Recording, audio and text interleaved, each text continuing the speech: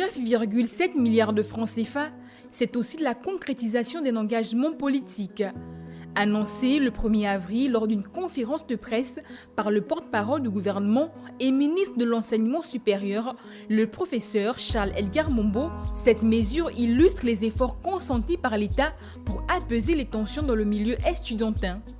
Avec les 19,7 milliards de francs CFA, le gouvernement entend non seulement éponger les arriérés, mais aussi garantir une certaine stabilité pour les bénéficiaires.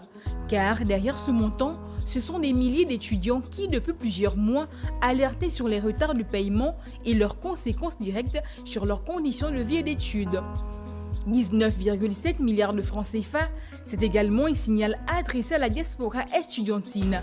Pour les étudiants gabonais à l'étranger, notamment ceux du Sénégal, Maroc ou encore la France, sont souvent confrontés à des charges élevées.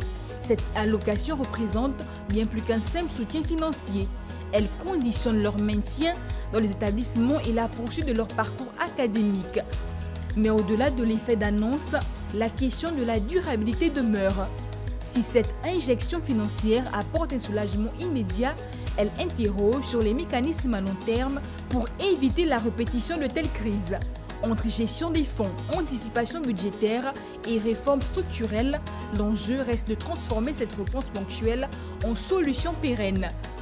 19,7 milliards de francs CFA, au-delà du chiffre, une réponse attendue, un apaisement espéré mais surtout un test pour la capacité du système à se réformer durablement.